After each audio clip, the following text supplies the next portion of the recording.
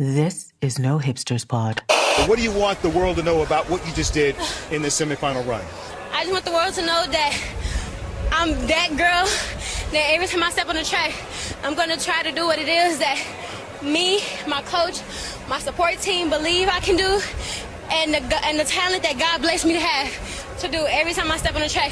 I'm never going to take an opportunity to perform for Jay in vain. Episode 43, No Hipsters Pod. It's your boy Ronce, the founder of NoHipstersAllowed.com. And this week, our co-host is my dear friend and life coach, Debbie Felix. Debbie, say what's up. Hey, everyone. It's Miss Debbie. You know, y'all gonna have some fun with me today. Listen, this is like way overdue. You should have been here already, but that's my fault. It is your fault, okay? I can't believe you are just now inviting me on. No, honestly. As many conversations as we've had, our energy, this synergy. Right. I'm disappointed in you. Yes, I feel unloved. Nah, you shouldn't. And by the way, before we even get to the topics, you sent me my natal chart the other day, and a lot of it was pretty. I always tell you I don't believe in astrology, but a lot of that was, I was impressed. It's just so funny. I think that you want to know what gives me an orgasm? When people tell me they don't believe in astrology and I read their natal chart and they're like, oh my God, it was so right. I just come right there. Right there. So thank you for my orgasm for the day. I appreciate it. You're welcome. All right, let's talk about T-Pain and Usher. So on the new Netflix show, This Is Pop, they have an episode that talks about, like autotune, and T-Pain, of course, is interviewed because he's the, last great autotune star. Mm-hmm. And in the show, in that episode, he talks about how he was on a flight and he was in first class, and all of a sudden a flight attendant wakes him up and says that Usher, who happens to be on the same flight, wanted to speak to him. We was actually going to the 2013 BET Awards, and we were all in first class, and I went to sleep. I was awakened by the flight attendant. She said, Usher would like to talk to you in the back. So I got up and went back, and it was like, how's everything going? Quick, small talk. No big deal. And he was like, man, I want to tell you something, man. I was like, what's good? I thought he was about to tell me something real. He sounded real concerned. He was like, man, you kind of fucked up music. I didn't understand. Usher was my friend. He was like, nah, man, you really fucked up music for real singers. Literally at that point, I couldn't listen. Is he right? Did I fuck this up? Did I fuck up music? And that is the very moment. And I don't even think I realized this for a long time. That's the very moment that started like a 4-year depression for me. So there was this whole thing on the internet where people are like dragging Usher. And of course, some people overdid it and said, Usher can't sing, which is false. But I want to know what you thought about just that whole interaction and also the merit of what Usher was saying. So I was really trying to hold back laughter as you read that out, because every single time the story is told, I'm like, bruh. Yo, T-Pain was in the middle of a fucking nap. The naps on the airplane be good. Like, your hand be against the window. You be snuggled out, neck pillow on. And the flight attendant wakes this man out of his sleep. So right there is number one place where you got me fucked up. Don't wake me up out my sleep. Right. So then, come, Usher want to talk to you. So you hype, my friend just want to talk to me. Let me go back here and see what he want.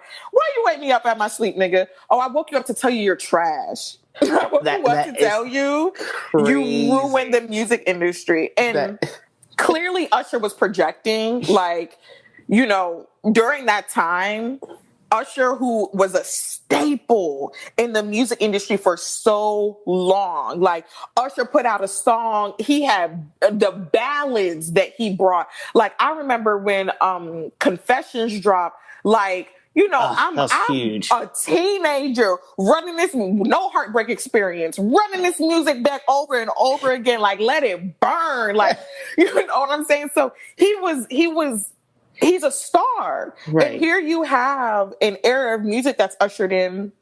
Where Usher, no pun intended. No pun intended. I caught that though. Where like Usher didn't really have a place in. Even when Usher decided to do auto-tune himself, which T-Pain being a pioneer, of course, first they hate, then they join you. Like, even the auto-tune music that Usher made, ain't no niggas listening to that. So some people were online talking about, oh yeah, but he did auto-tune. I don't really think Usher has a ton of like, I think he does have some EDM-ish sounds, but not Is it the, oh my... Yeah, they kept saying, I got, right. Oh. So I don't think, I think he was singing with a regular voice for most of OMG. I'm trying to think, there's no part where he's really doing like, okay, I'll take that back. Right before the hook, he does a bit of autotune, but it's not the same like T-Pain, who does it like from top to bottom, like where you think, okay, this man can't sing, when he in fact he actually can sing pretty well. But I mean, first of all, let me just take it back a bit. I think Usher was very disrespectful, but there was a bit of merit to what he was saying, in the sense that T-Pain did bring in this new wave of making music in a certain way.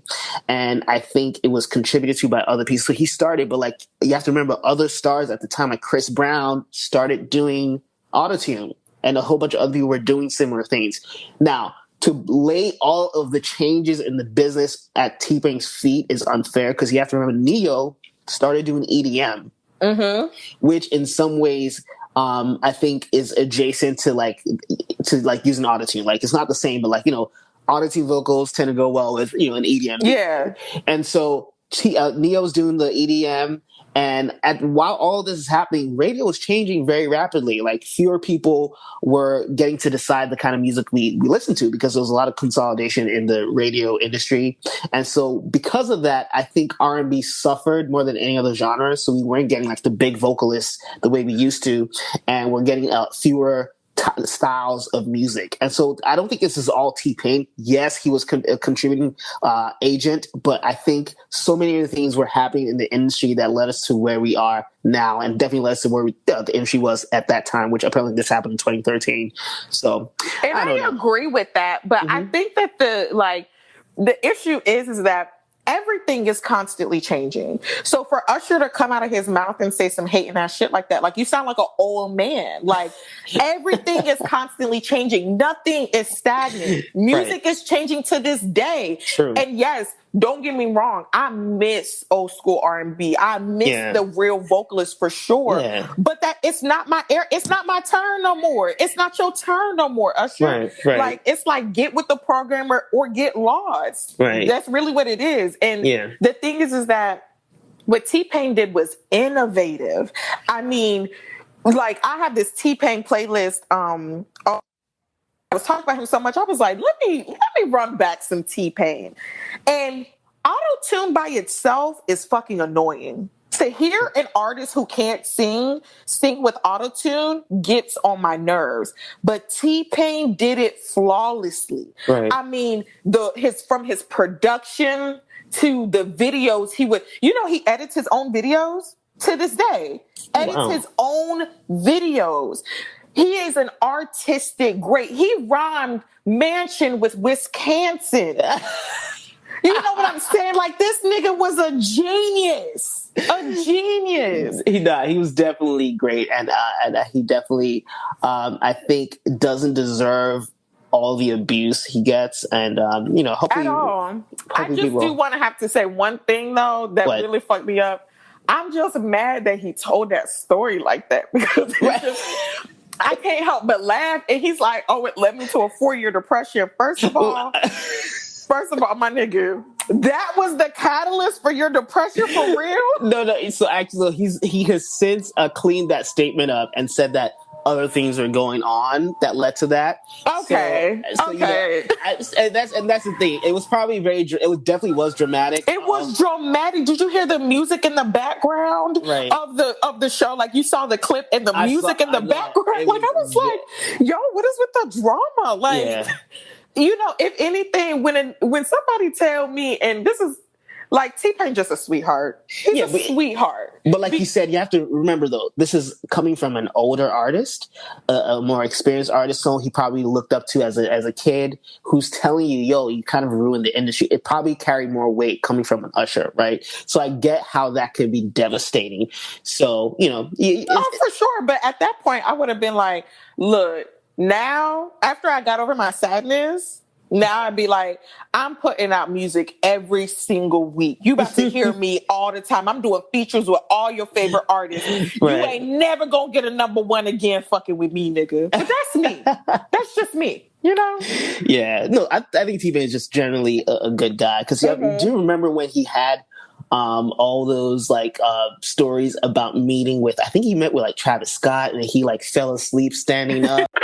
And I'm like, bro, so okay, cool. So you want these kind of sounds? I'm gonna put this over here, and I'm gonna do this, and I'm just moving my mouse around on my computer, and then I turn around, and I'm like, so everybody in the room dead sleep, knocked the fuck out. Travis is somehow also asleep, standing up. Like he's been disrespected by a lot of people, and I think it's always funny how he's willing to tell these stories in public. Because I mean, it's one of those things where like people will keep like, you know, that's an L, like just keep that to yourself. But he'll tell you, and I think that speaks to just how genuine and vulnerable he's willing to be. You know, like he's willing to let you know the bad things that's happened to him. So he's a good guy, and just I wish nothing but the best for T-Pain. I'm happy that he has like a resurgence in fame following the Versus this past year. Me too. I hope he puts out some new music soon. I would really like to hear some more autotune. Like I miss his music. I miss his innovation. Right. And I hope him and Usher collab for real. Yeah. That would be nice. I think if they want to bring back R&B, please let Usher and T-Pain do a collab. Give me some romantic stripper shit, man. No, he's definitely working on new music. Actually, I think he might have dropped something with Kalani in the last month or so. Oh yeah, I heard that. Yeah. I don't listen to Kalani, so I gotta listen to that. That's my bad. But yeah, that's no diss to Kaylani. Look, she is great. She's great. It's just that's not what I've been listening to. All right. Let's talk about a real vocalist, one of the greatest to ever do it, Mary J. Blige. Oh, come on. So the Versus people have been pressed to get her on. We all know that's never going to happen. She's just, I think, a bit too much of a legend, and and not just a bit too much of a legend. I think like. You just know certain people are not going to do it, right? Because we've had legends like Patti LaBelle do it, but I feel like these are, older women who, don't care about, about hurting their brand at this point. But I think a Mary J. Blige would be like, nah, I'm too hot for that. And so she's not going to do it. And she was asked in the Breakfast Club this past week. Is there ever a time where Mary would do a versus? Because we talk about unbeatable artists, right?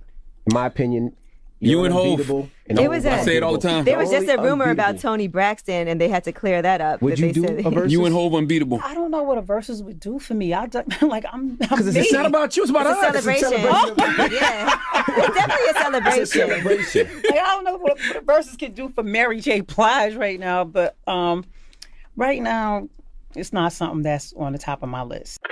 She said no, and basically, said that Versus can't do anything for her, which is factual. Period.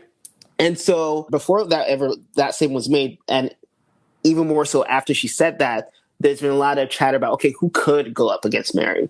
And I personally think that there's no one who could really match in the same way, in the sense that she really occupies a very specific spot in music where it's like, it's very much R&B, but it's so like hip hop adjacent that there's no one that we can really say, okay, this is a fair match for Mary, right? That's true. And so Who? I mean, do you think there's anyone? I don't think. I wouldn't say.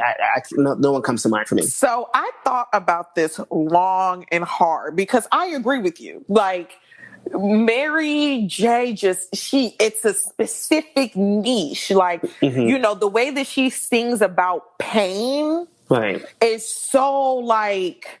I mean, it enacts you in it, right? But when I was thinking about legends, like legendary Black women, and another Black woman who also I know would never do a versus because she also would say, that shit can't do nothing for me. Mariah Carey. Right. Mariah Carey. Yeah, so a few people have said that, and I don't know why people would think Mary would watch Mariah, because if you knew anything about the stats, you know that's false. No, I don't think she would. Oh, no, listen, Mary would lose. Right, Mary exactly. would lose. Right, Please, let's be clear. Right. But I think that would be a match that would get the people going. Yeah. That would be a match that everybody would tune in and want to see. Exactly. And that would be a match that although Mariah would wash Mary, where like Mary, she would win a round or two. Like she would not just be completely like, it wouldn't be a complete sweep. Right. So yeah, agreed. I think they both have, classics, but I just think that the depth of Mariah's catalog would be hard to compete with anyone outside. That's true. But you could do I Can Love You versus Always Be My Baby. Right. You know what I'm saying? You could do just fine with Shake It Off. Right. So who else I think might be a good match? Toni Braxton. I think as far as like the number of hits, they might be a good fit. But the thing, just like Mariah, Toni's also not in the Mary lane per se. Yeah, that's true. Honestly, to be honest, Mariah is probably closer to Mary than Toni is. I think so too. Because I think with like Toni, to be frank with you, because I'm not American. I'm Haitian as fuck. I was old catching up to R&B and hip hop. I don't be listening to Toni like that. So first of all, I'm not American either, but I think we definitely, maybe it's because I had like older sisters. There was a lot of Toni being played in my household, and so very much, Toni. I'm very familiar with her catalog, and I think Toni would give Mary a run for her money. Like, give me a matchup. Give me a matchup. Like, let's say I Love Me Some Him. What could Mary play with I Love Me Some Him? Like, I feel like Mary just has a lot more pain in her shit. Right. Toni is definitely not the heartbreak. So actually, I would have thought like something like Another Sad Love Song. Right? So now that Another Sad Love Song can go against Real Love. Right? Or, Breathe Again can go against, Let It Flow can go against 7 Days. They were both on the same soundtrack, actually, The Way to Excel. So like in a lot of ways, I think, there's similarities, there's, but from the same era, but still very different. I don't know if Toni is on, okay, so like if we're like looking at levels, I know nobody's on Mariah's level, but I could say that Mary has penetrated the culture in ways that Toni hasn't. Yes. Right. For sure. Yeah. So I think definitely Mary is the more respected artist. And like I said, I think she's somehow like carved out this space that's that no one can really touch. So I get what you're saying, but as far as achievement, I think Toni is right there with her, honestly. Yeah. Because as a matter of fact, even though we love all those songs from the 90s, a lot of them weren't actually chart hits, if you actually look up the stats. Okay, that's true. So, but Toni, on the other hand, was actually like, posting like top 5 singles on a regular basis at the time. So, Well, I wouldn't know. I was listening to Britney Spears back then. I was listening to NSYNC and Backstreet Boys in my living room pop locking it. You know what? It's funny you bring up Britney, and that's a perfect segue to just the whole like conservatorship Yeah, no, like that. Honestly, like hearing her words, hearing her talk about like how trapped she feels, right? How traumatized she is by what she's experiencing. They're making her wear an IUD. That is the wildest shit. She can't even have another baby. What? No, that's out of everything I've heard, that is the worst part of it. But they want her in Vegas, making money that she won't even be able to use or see. Like, it's so manipulative and disgusting. And I think what's really shocking here is how has the state of California allowed this to happen? Who the fuck is the judge? And how are we not looking into the background of the judge and seeing what other cases of him displaying clear sexism? Because to think that, so we know Brittany had her breakdown. Right. We know her therapist was giving at the time that she said when they were giving her lithium, she said that it made her feel like dead inside.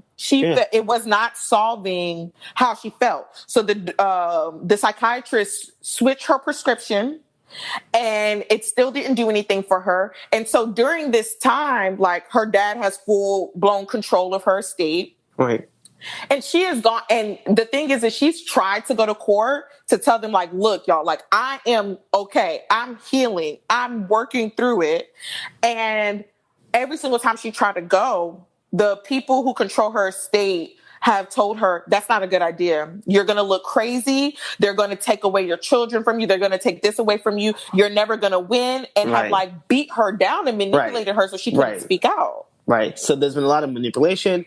And also she claims that her attorney told her that she couldn't ask for it to be ended. Like, so first of all, he's probably is going to end up being disbarred because I hope so. I believe that's malpractice. I'm not sure. But I mean, you basically lied to your client if he did in fact say that. So it's very terrible. It's very heartbreaking. And honestly, just free Britney. Free Britney. And also, like, I've had an IUD before. I don't any longer, but I've had an IUD before. And let me tell you something. That shit hurts. That shit is not comfortable. It's not comfortable to put in. As you have it in, it fucks with your skin. It fucks with your hormones. Really? It makes your periods more painful. It makes your periods longer. Like, you can literally, depending on how like low your cervix is, you can literally feel it inside of you. It's uncomfortable. So to have this woman on birth control that she did not choose to be on, it's truly torture. Like, birth control ain't no like regular fucking medicine. Like, the side effects are painful and are draining. And so I hope that all of those people go to hell. I want them in hell, and I want them in jail. Let's change gears. Let's talk about Michael B. Jordan. So, Killmonger put out a new line of rum called Jouvert. And okay, first of all, you're not shit. Okay, why? You're not shit for calling him Killmonger. Wait. But I'm gonna let you rock. He put out a new rum called Jouvert, and Jouvert. Jouvert, not Jouvert. Yeah, not Jouvert. So it's the term it is spelled Jou, which is jou, right, which means day, and Vert, which is break, which is ver.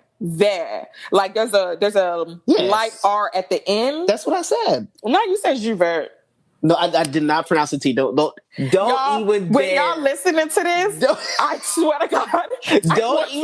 First of all, my French is intermediate, so listen. I want y'all to tweet Ronce and be like, nah, you definitely said the RT. We heard you. You said Jouvert? Please, give me a little bit more credit than that. Jesus. Anyway, he put out a new rum called Jouvert, and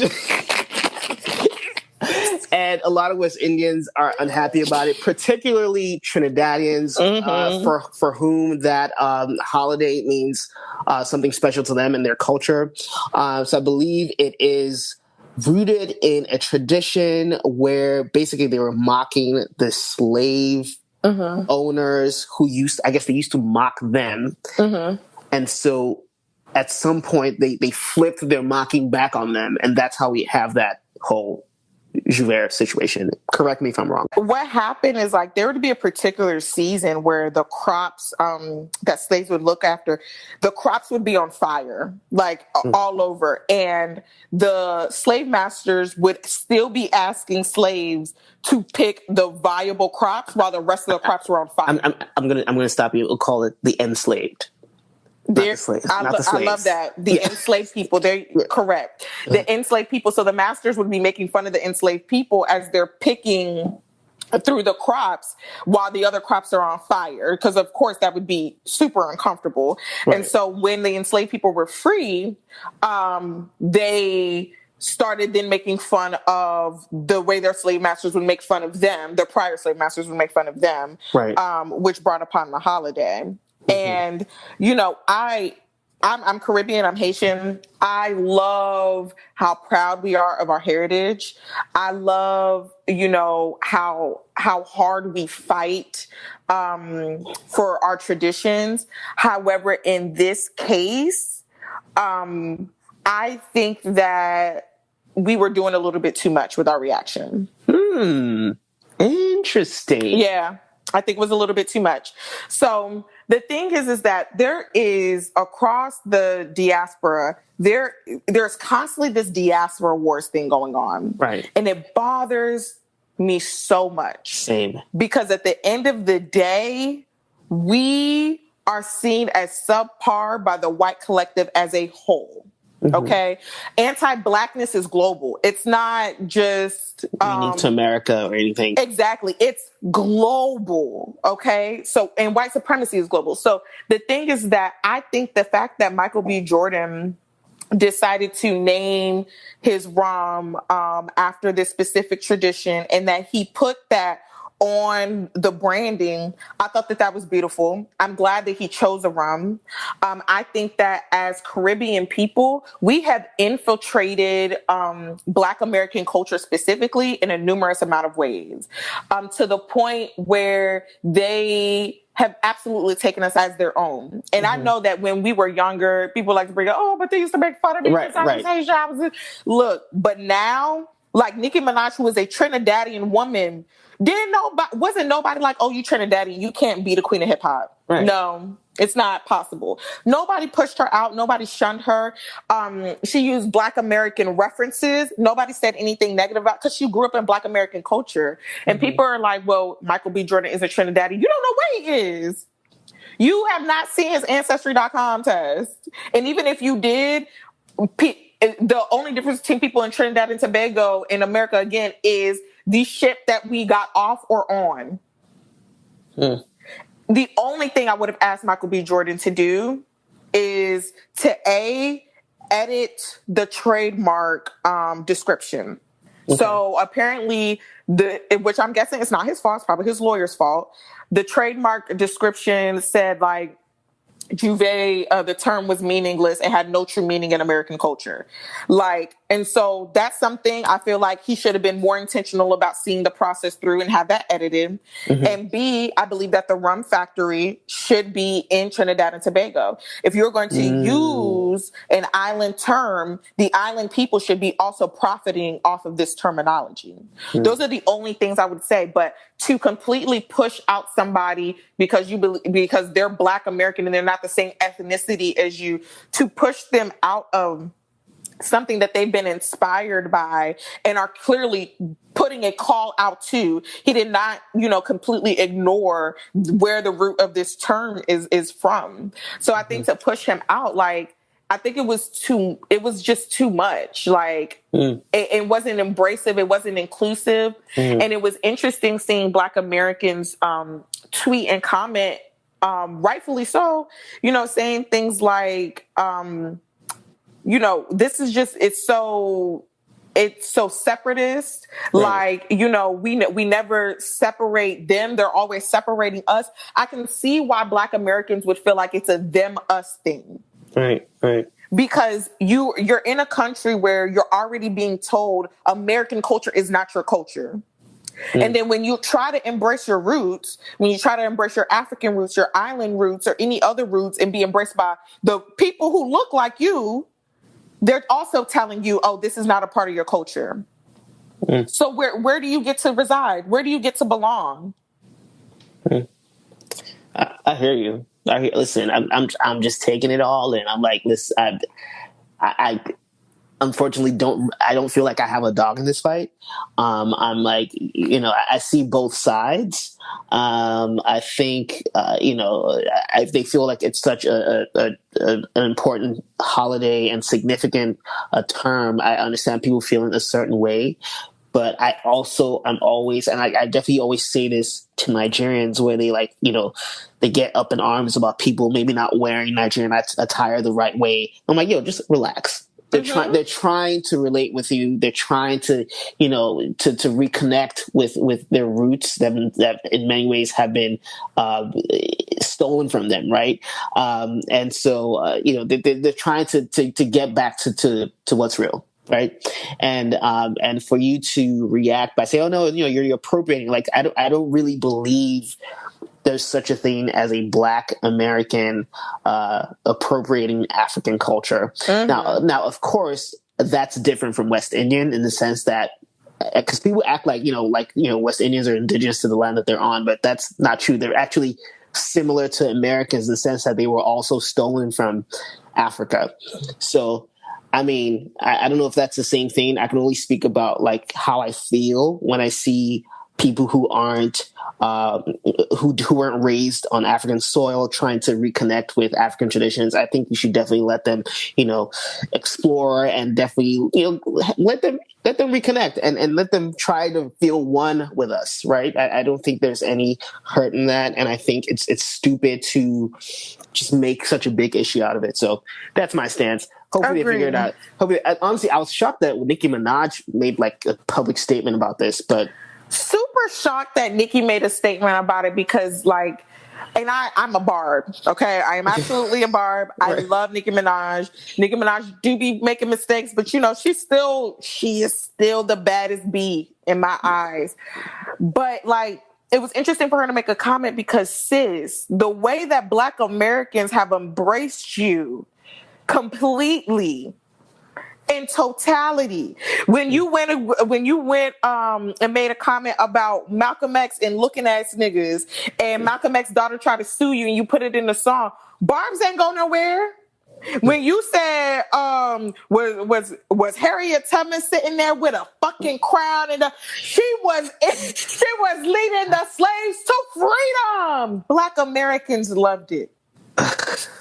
Okay, so it's just, I just think that there's a certain point in the diaspora wars where it's really like, yo, everybody gotta fucking relax. Like, right, yeah, it's not. And I think that the issue is that he trademarked Jouvert instead of Jouvert rum.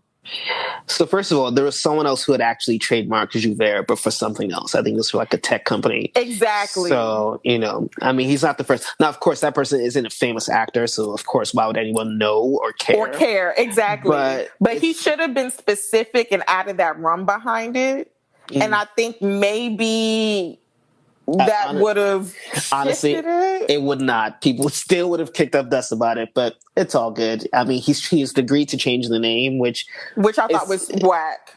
I wanted him to stand on it. I really did. Honestly, I feel like when he probably did a cost benefit analysis and realized it just made more sense to let the noise die and move on to another name.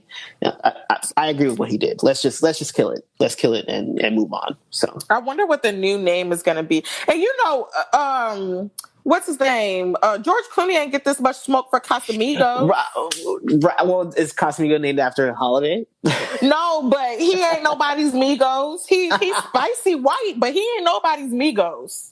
Right. I mean, I ain't never heard this man speak fluent Spanish. He do not look Latinx to me. Oh my God. And when I think about it, really it really does make me want to ask Black Americans to set up stronger boundaries for what they feel wronged against. Because I did see a lot of Black Americans saying, like, Nicki Minaj, we've embraced you. We ain't say nothing about looking ass nigga. We ain't say nothing about Harriet Tubman. Like, we've been letting you rock. And I wanted to say to those people, don't let her rock. Don't let it rock. If you feel like we are, as people who are outsiders of your culture, if you feel like we're overstepping certain boundaries, set up those boundaries. Because it isn't fair. I'm all an eye for an eye, a tooth for a tooth. I do not want you to feel excluded, and then you're embracing me in totality. Right. Well, I think so. Here's the thing. I think the better solution is, as opposed to getting them to set all these boundaries, I think we should get other people to relax theirs. And of course, listen, none of these groups are monoliths. So I'm sure as much as there are people who say, oh, how dare he use Javert, I'm sure there are people who had no problem with it. And the same goes for Nigerians, where like you saw all these people who were so mad that people wore like, kaftans and dashikis to the Black Panther premiere. And I, on the other hand, thought it was beautiful. I thought that was amazing. So beautiful. I thought it was like, this is what we want.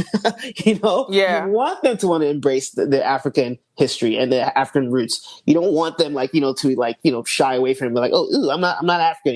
You want that. Yeah. And so it's, you will never find everyone agreeing. I just hope that we all understand that literally we all lose. Like, to quote Jay-Z, no one wins when the family feuds. There is no one, who comes out on top when we're fighting each other. And this is better spit, Ross, say.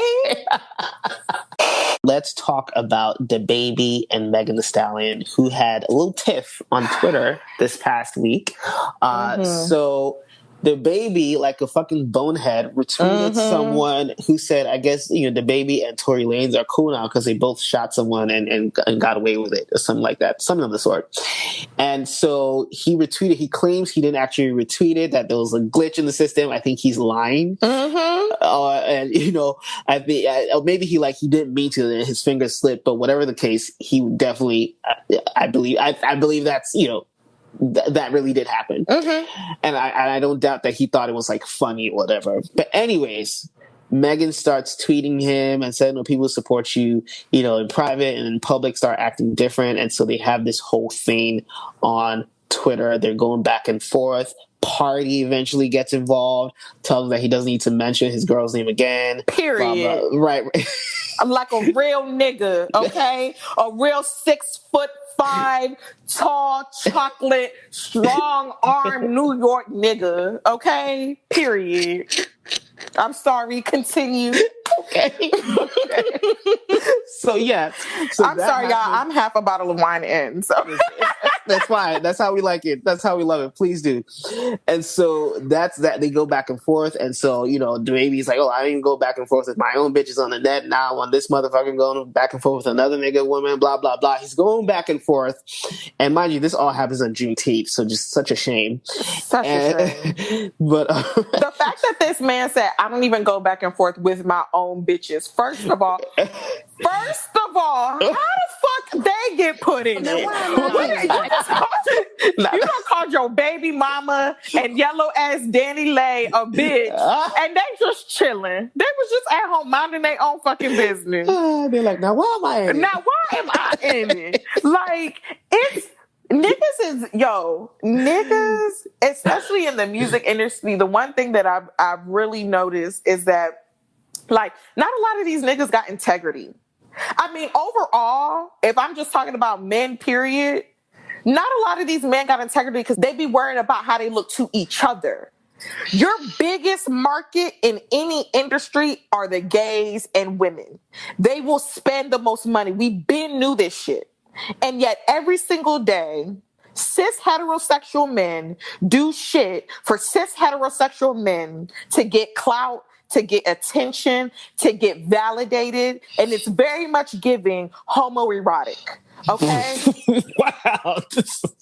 I didn't think you were going to go all the way. Yeah, it's giving homoerotic. It's giving, like, I really need this male acceptance. Like, why would you do a song with Tory Lanez? You literally have All of these women, and the baby has ruined his image with women the faster than I've seen any nigga ruin their image. It's remarkable. It's very remarkable. It's because little nigga syndrome. Oh God. Okay. See, I think that term is very much, very much a problematic term. But that being said, he was very much kind of like popular among women. Like, I feel like he is a star because of women. He's Napoleon Bonaparte. Oh. I'm sorry, I don't take it back.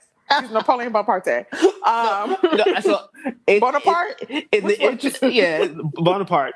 But in the interest of being consistent in calling out all isms, I always call out heightism on the podcast. I do know that that is funny what you're saying, and he is 5'8". However, that's certainly heightist.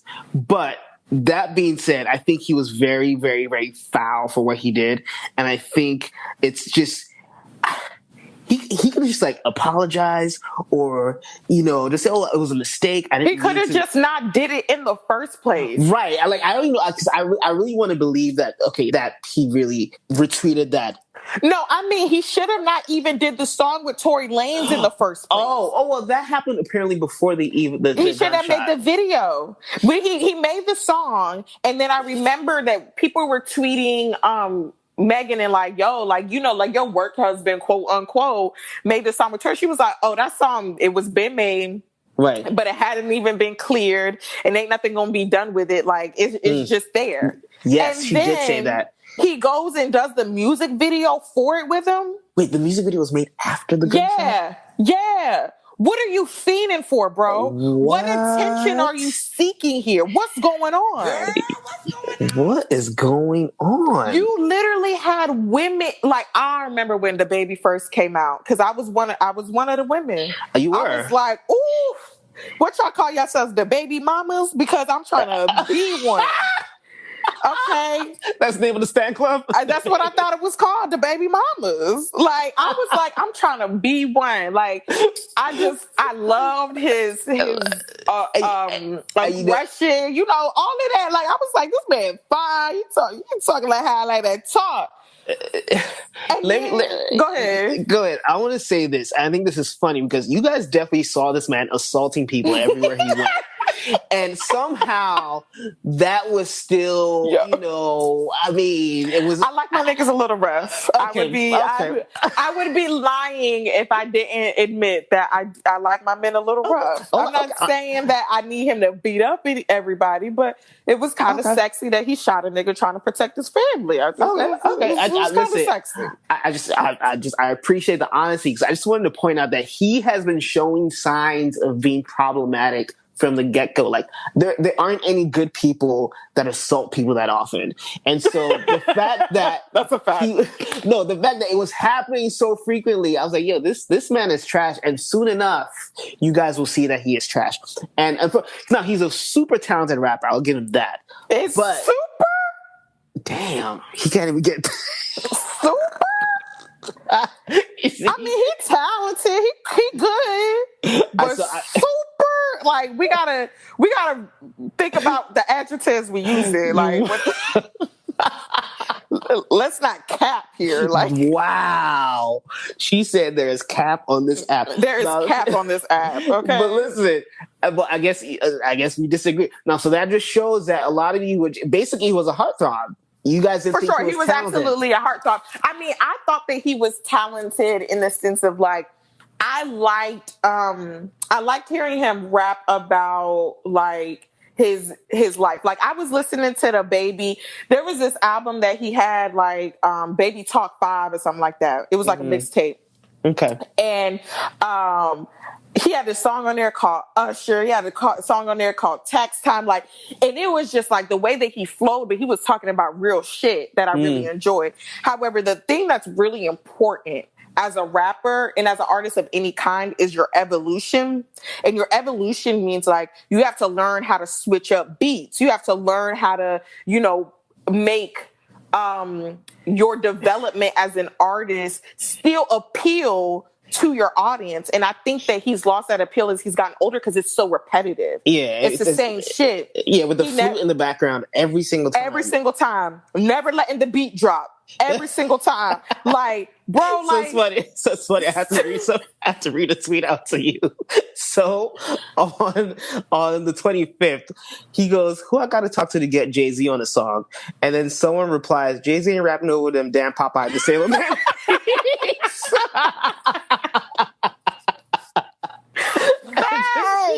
It's just so funny. But you want to know, like, listen to that ego, though. Really, for real. Read that tweet by the baby again. The baby, we've heard his music.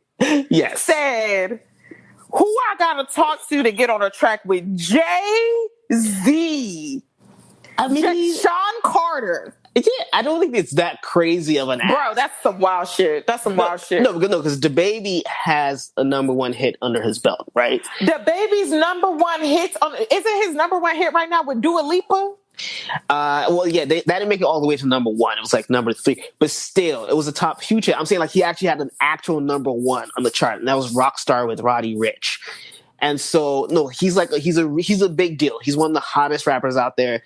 I don't think it's crazy to want Jay-Z on your song. But Jay-Z doesn't just do big deal shit. Jay-Z is an artist. Like, and don't get me wrong, I'm the type of chick, I don't even like trust. I'm not that, oh my God, Jay-Z's like the best rapper ever. Like, that's not even my steez. But the man is you can tell he's very selective about the music that he does. True. You know what I'm saying? Like, when Jay-Z's going to hop on a track, he knows that he is about to give you like what's been ruminating in his thoughts for months. And it's not some superficial shit. He really want to talk to y'all. DaBaby don't give me that. Right. I mean, I guess that's true for Jay-Z now. This is 25 years into his career. Yes. Actually, Reasonable Doubt actually just turned 25 on Friday. Cheers to him. Yeah, cheers to Jay-Z. But yeah, listen, DaBaby, first of all, if he was cool with Megan, she might have been able to make the introduction since she is signed to Roc Nation. Okay. Now, look at that. Look at how you burned those bridges. Right. Look at how you did that.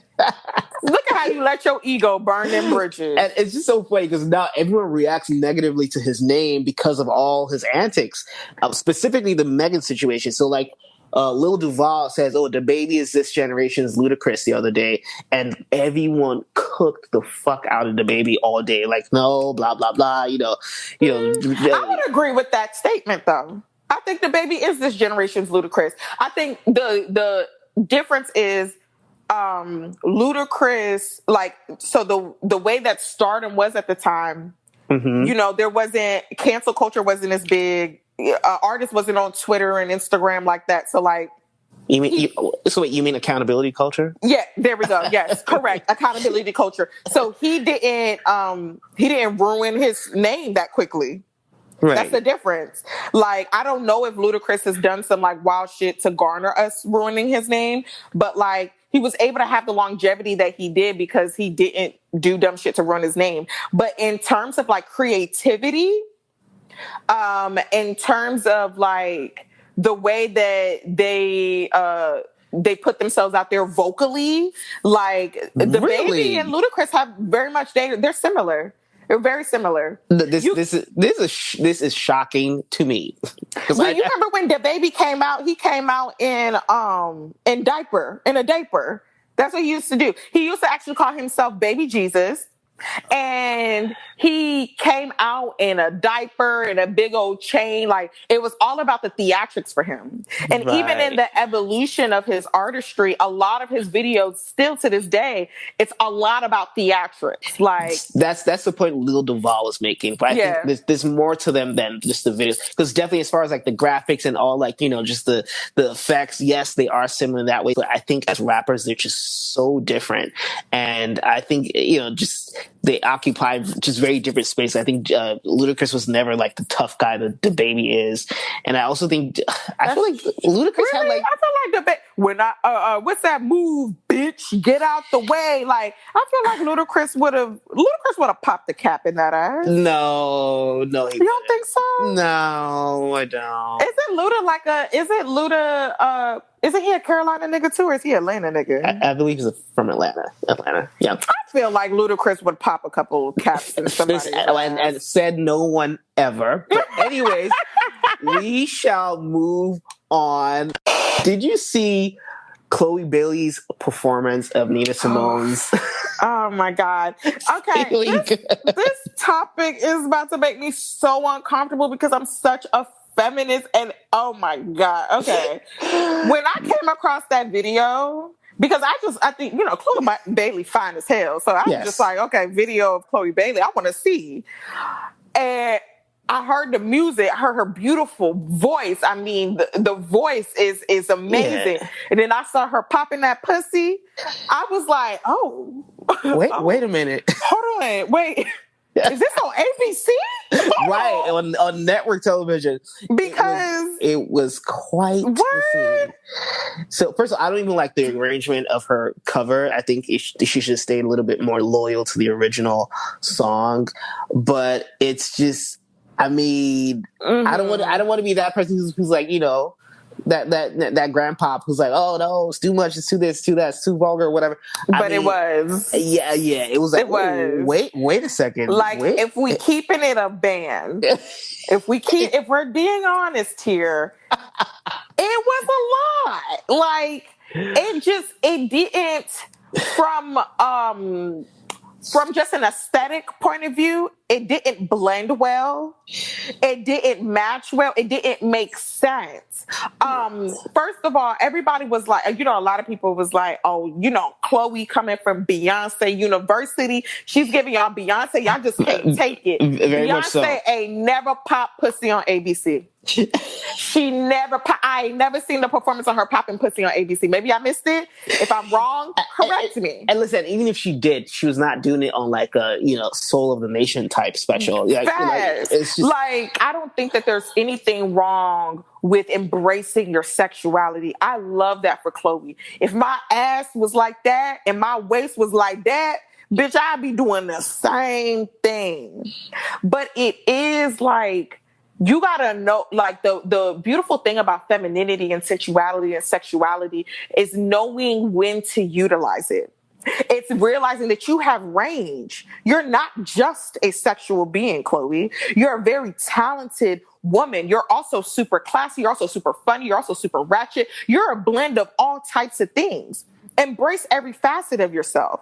Every version of you does not have to be, look at this ass. Do y'all see this ass? Like, it doesn't have to be that. And I think it's different with Chloe because when Chloe first came out, she was a young girl. So we still kind of see her as like this young little Disney girl, like in comparison to like Megan came out, she was popping ass when she came out. So we like, you shake that ass. We want to see more ass. Like, but with Chloe, it's just, she has so much range. She has so much talent. And I want to see all facets of her.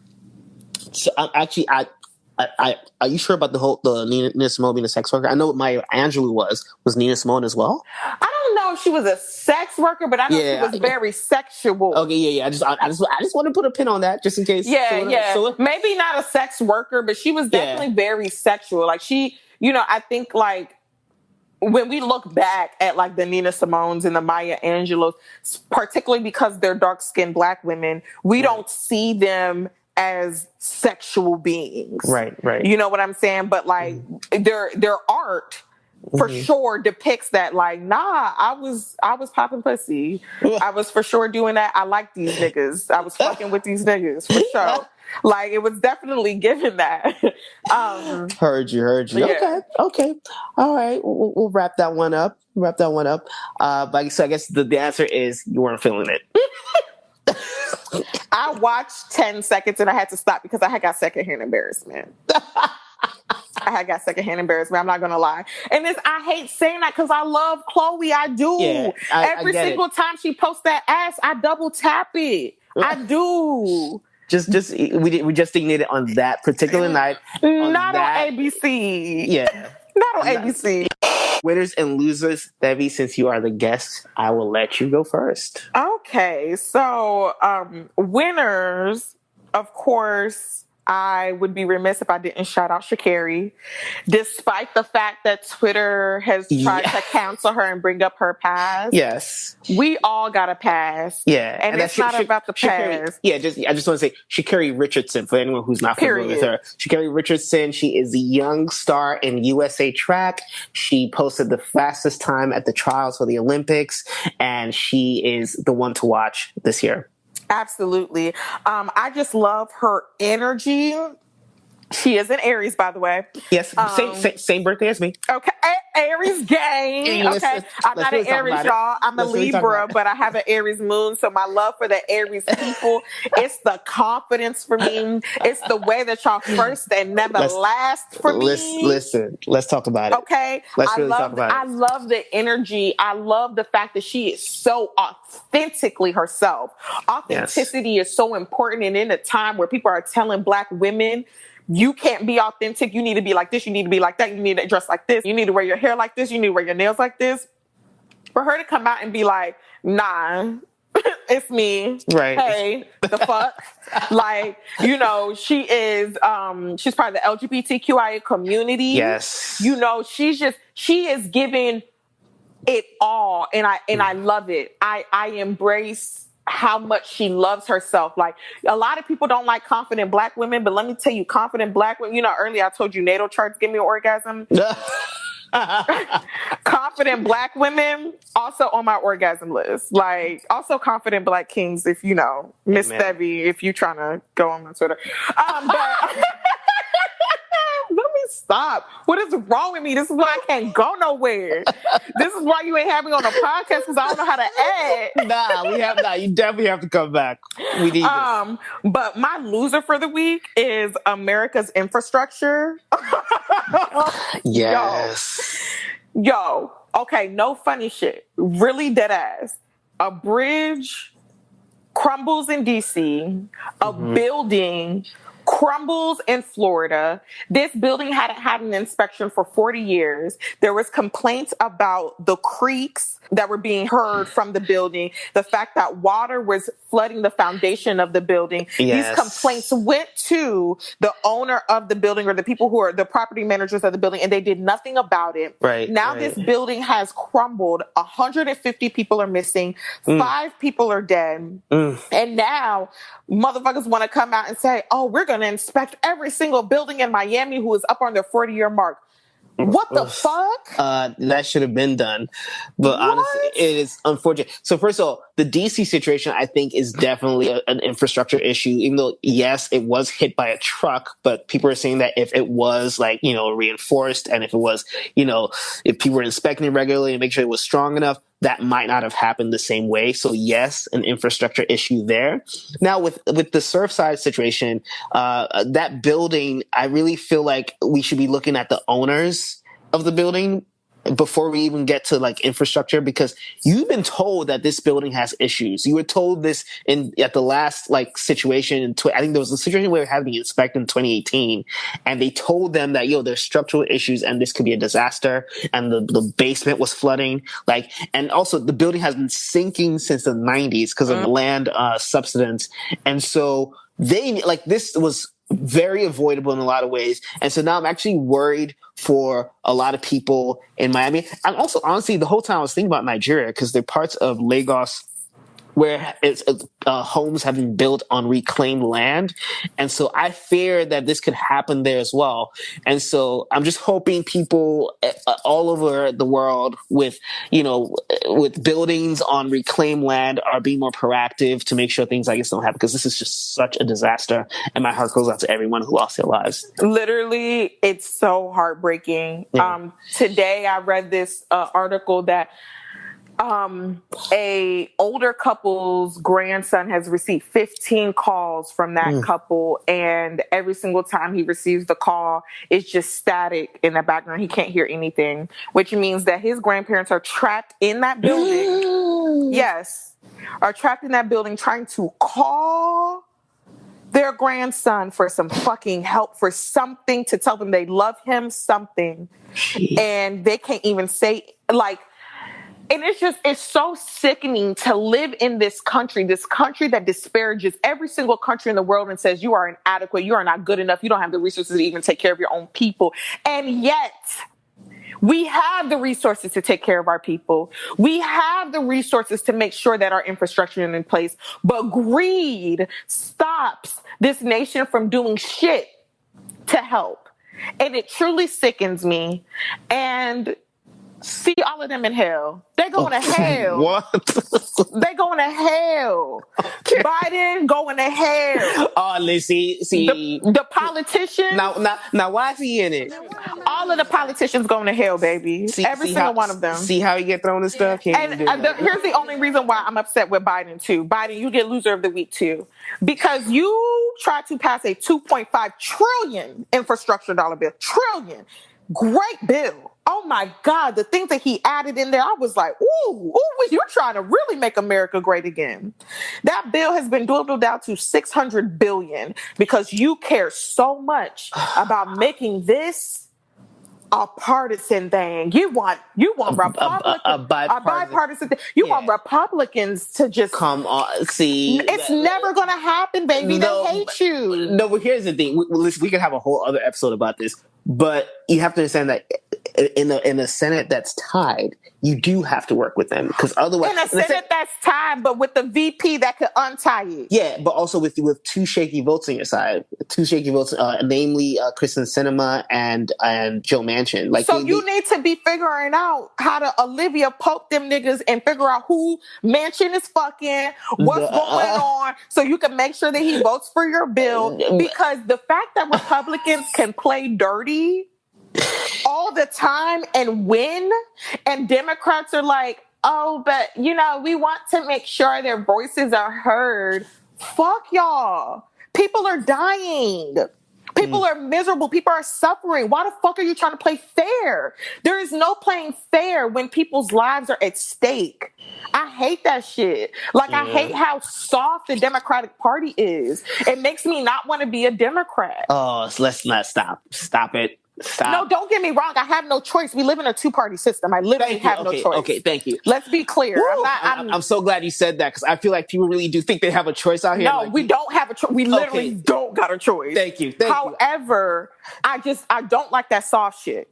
Yeah. I don't. Agreed. No one does. No one does. But I really do think these people are professionals. And even though some of the things they do seem stupid and might not make sense to you, you have to understand that it's making compromise so you can make some progress. And the way the system is not designed fair to begin with. Mm-hmm. So I think a lot of red states are overrepresented in the Senate and in the House. And so that's why we end up in these situations. It's unfortunate. We could talk about this forever and ever. We'll probably tab this for another episode. And I hear you. So any more losers for us? No more losers. I do have one more winner though. Oh yeah.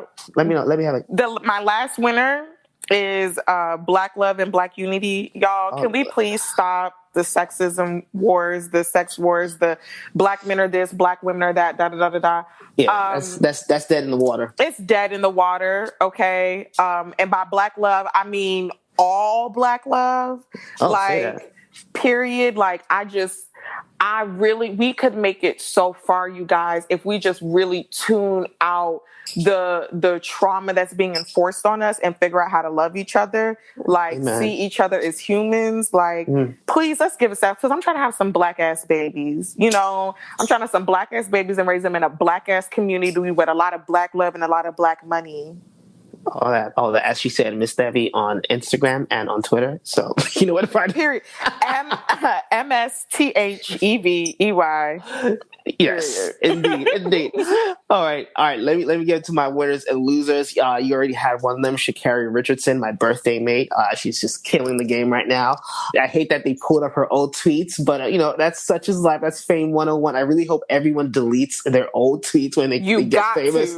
Before you get famous, go do it right now. Please, right. Just honestly, search all the bad keywords and delete. Exactly. And so I don't even like tweet problematic things, but I actually just deleted anything that people could even like try to twist into anything else. Like after I had my first TV appearance this year, I was like, you know what? Let's just start cleaning up proactively. Like, and not that I have anything that could really get me into trouble, but I just don't want anyone trying to start anything about it. Like I barely use like the N word ever.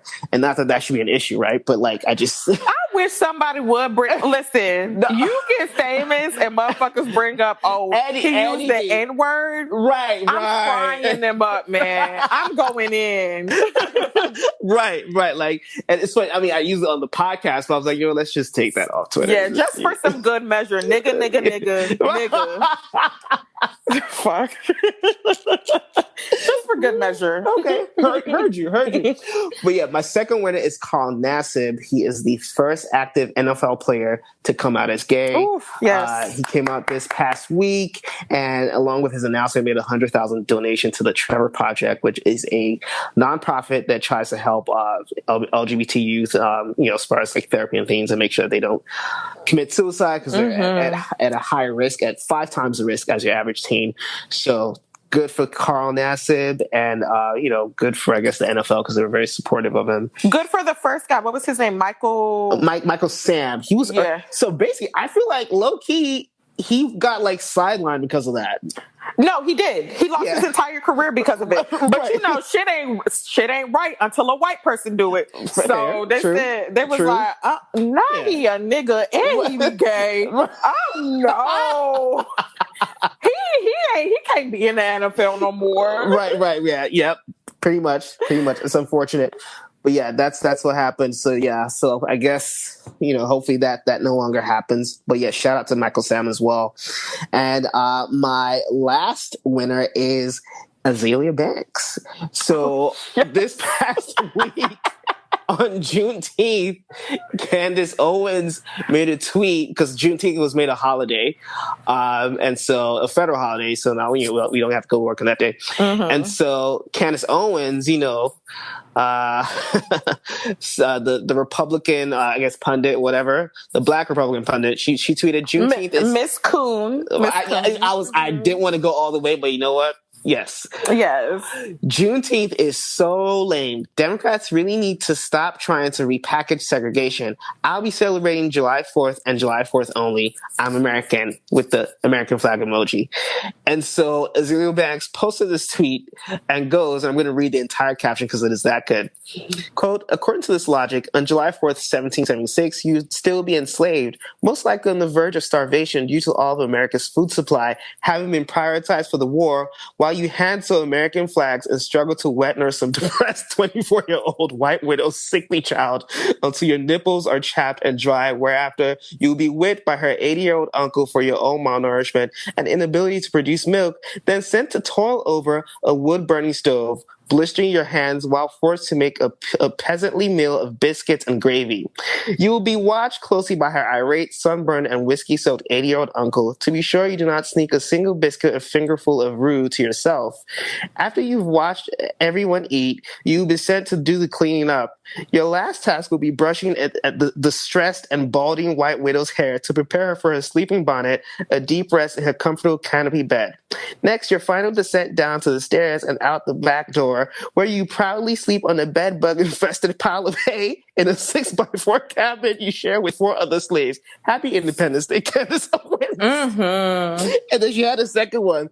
The widow will awake from her sleep to relieve herself at 4 a.m. to find a brush full of her hair and let out a loud scream. She insists it's your bad nigger luck, making her bald.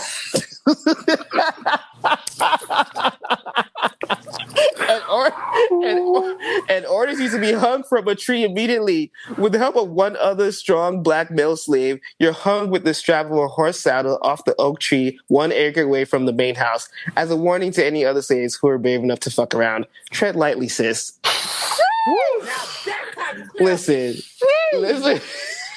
Oh my God. If Azealia has, everybody says she's a talented artist. But this woman has a way of words. True Gemini shit. Listen, she is so good. She has a way with words, man. Oh, man. That was funny. So, yes. It was funny and it was true. Right. You know, I think Very that's what really accurate. made it good. Yes. Is that she really gave it a really a holistic perspective. Certainly. I love it. And so, of course, Azalea Banks is my last winner, and Candace Owens is my first loser for the aforementioned reason. And my second loser is Nick Cannon for having all these damn kids. He just had his, what's the count? So he had two with Mariah, two with Brittany. So yeah, he just had his fifth and sixth with Abby De La Rosa. He had twins named Zion Mixolydian and Zillionaire. Great names. Great names. Love that. Love that. Love that for them. Yes, love that for them. And mind you, one of his kids with Brittany Bell is named the Powerful Queen Cannon. So yes, clearly this man does not give a shit. No. Yes. No, it's not. Yes, it is. First name Powerful, middle name Queen, last name Cannon. Now, mind you, it's not. I believe Powerful Queen was born in December, and now he's had two twins in June, and he's about to have his seventh kid with Alyssa Scott, one of the Wild and Out girls. So this man is about to have four children in the space of 6 months. So basically, hood quadruplets. Damn. It is just all bad. I think they called them Irish twins. No, yeah, that's Irish. It's the same mama. Like when different shit. Oh, yeah. damn. Yeah. When's different mamas? That's that they call them hood twins or hood triplets. So this is a hood quadruplets. Yes, it's wow. I think like so. There's several reasons why this is so problematic, right? One of the reasons being that he's having these kids by Wild and Out girls. You are their supervisor. You're their boss. Yes. They're your employee. It's problematic. So I just want to clear that only the last one is a Wild and Out girl, as far as I know. Okay, stop fucking them girls. You are supposed to be their boss. Like, you are supposed to, that power dynamic is not appropriate. Unless you're about to fire sis and tell her later on we can be, even then, it's just not appropriate. It's not okay. Yeah, true. Number two, you can't be a real dad to all of them kids. You can't go to every single one of their basketball games and cheerleading games and softball and volleyball. You can't be in all of those households. I will give it to him, though. He makes it for every maternity sheet, which is quite hilarious. My God. You know, the thing that I realized, I had to go look at his natal chart because I was like, I got to see this nigga's natal chart. Like, something going on. His fifth house is ruled by Libra, and he has a lot of placements in his fifth house, which literally means he shows his love by getting women pregnant. Babies are a display of this man's love, literally. Wow. And at one time, he really thought that he wasn't going to be able to have kids because of his lupus. Yeah, he really thought he wasn't going to be able to have kids. So now, he really like, if I love you, I'm putting a baby in you, period. That's just what's going to happen. That is fascinating. Yeah.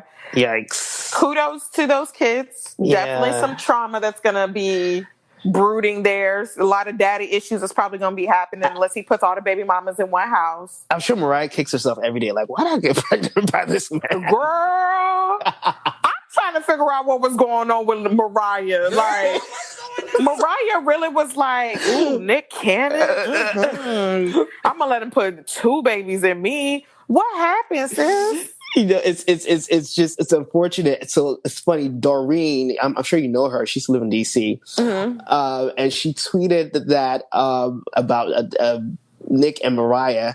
And I need to find the tweet. Hopefully, I find it. But it's basically she said, you know, date someone who you're obviously too good for, and the reason why you shouldn't have done that will become obvious to you. Like a ton of bricks eventually.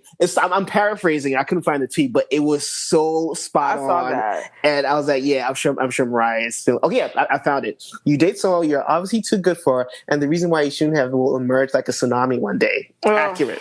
Accurate as fuck. Yeah, it's just... Yeah, ladies, stop giving these lame niggas a chance, man. I ain't even gonna hold you.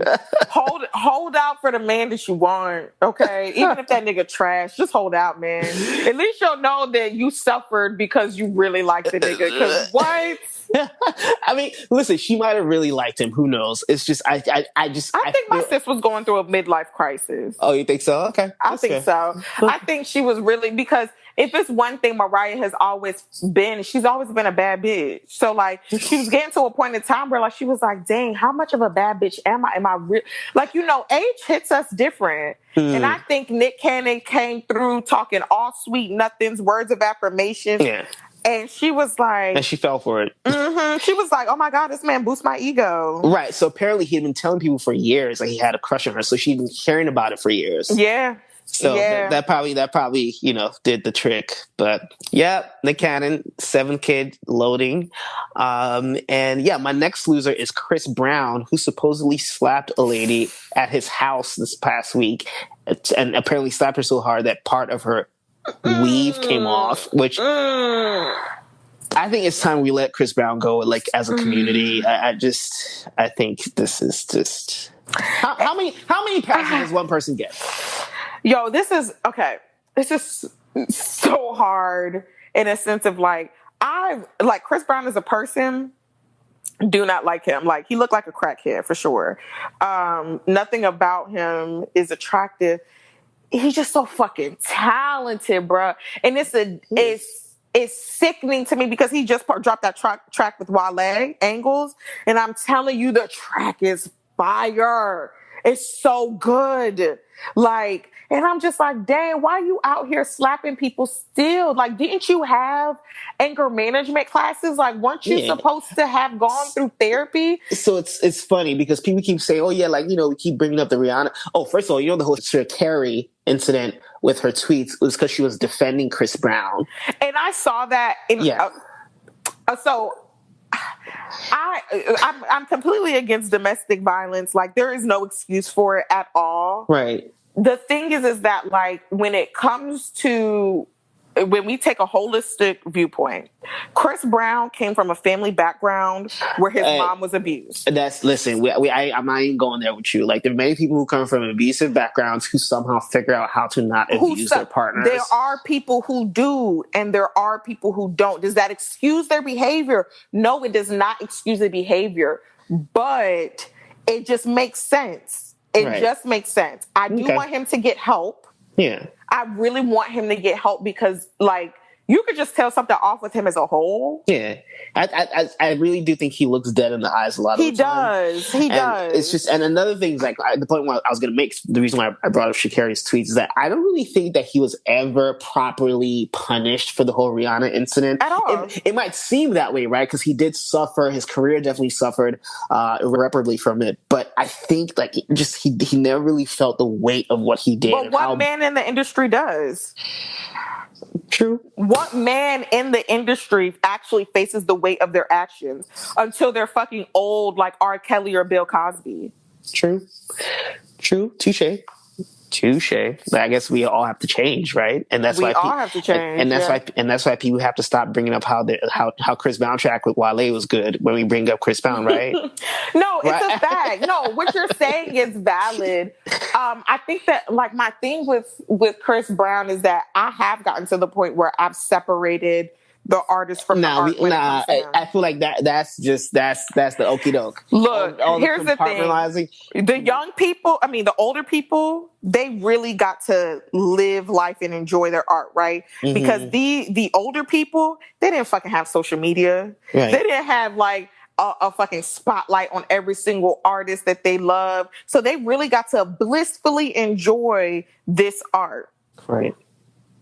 For me, I'm really, like, when it comes to like artists now, I really have to gauge, like, for specific artists. Like R. Kelly completely deleted from my phone. Yes. Tory Lanez completely deleted from my phone. Yes. The violence that they depicted towards women, the sexual assault they depicted towards women, it's just something that I could not cope with. Right. The thing with the Chris Brown and Rihanna, first of all, Rihanna forgave him, so it's not my place to not forgive or to forgive him. True, to an extent. So it's not my place to forgive him. Here's my thing with Chris Brown is that you have the domestic violence, but you also have the very flagrant colorism to the point where he is colorist as fuck. To the point where someone made a quote unquote blind TikTok saying that a star said no darkies.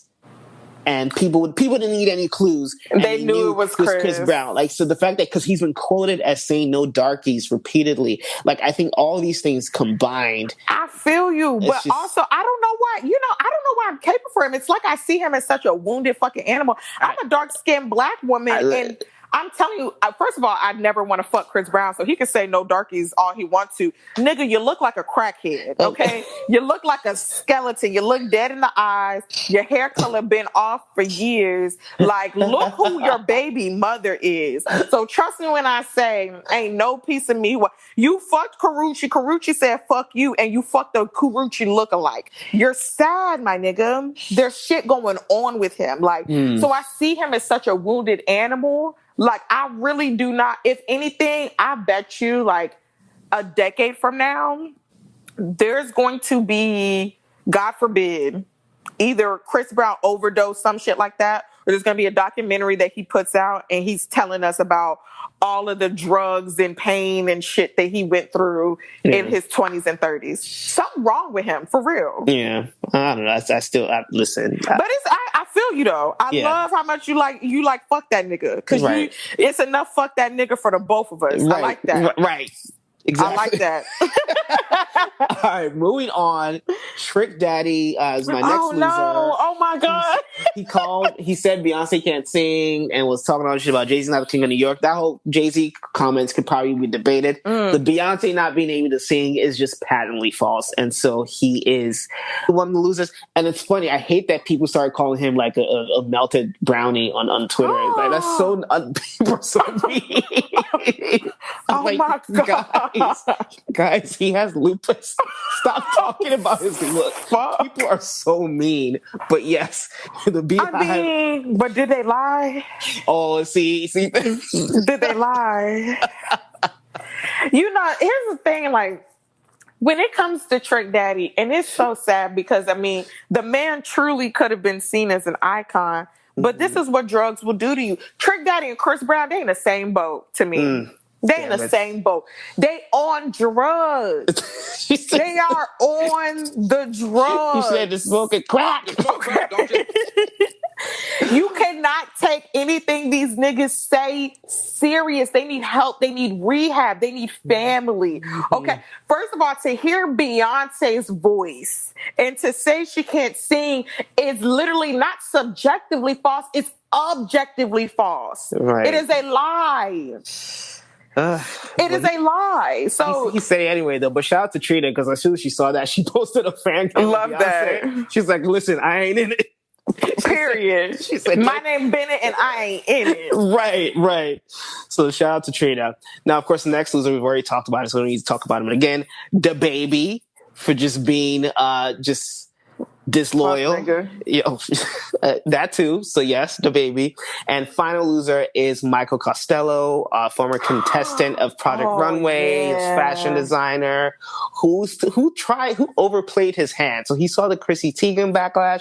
People who have been canceling Chrissy Teigen because of her mean tweets, Courtney Stodden and a few other people. And so he jumped out the window and tried to ride the wave of her downfall to say that, oh yeah, she was mean to me too, and blah, blah, blah. Like, he accused her of spreading a rumor about him being racist, because he was accused of being racist by people online because he was caught stealing a black designer's design and apparently responded by, using the N-word with people.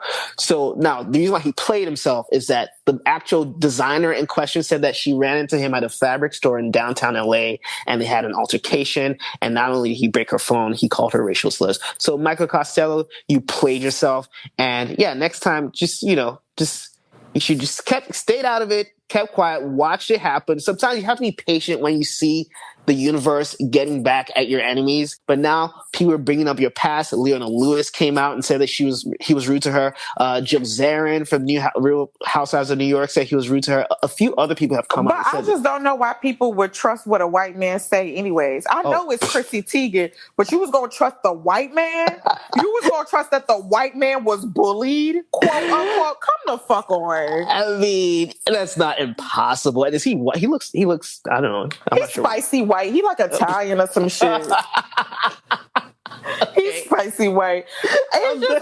It was very much giving weirdo shit. You really forged messages to bring Chrissy down. You're weird, bro. Actually, yes, I forgot to mention he posted all these supposed screenshots of her attacking him via DM, and those were debunked very, very decidedly. They was like, there's no way that feature was available when she had that profile pic. So basically, he lied, and so he's just. You're weird. Something wrong with him. Yeah, and he also need help. He need rehab too. Absolutely. Because it gotta be drugs. It gotta be drugs. Everybody's on drugs. Everybody. There's something going on and everybody's on drugs. That's the end of our show, Debbie. This was a blast. And also, this is the longest episode of No Hipsters Pod by far. And that speaks to just what a great conversation this was. So thank you for coming, and I do hope you come back. Thank you so much for having me. If you don't have me back, I'm going to fight you. Please do. Please do it. So before we leave, we've already shouted out your social media multiple times, but just before we leave, let them know where they can find you on social media.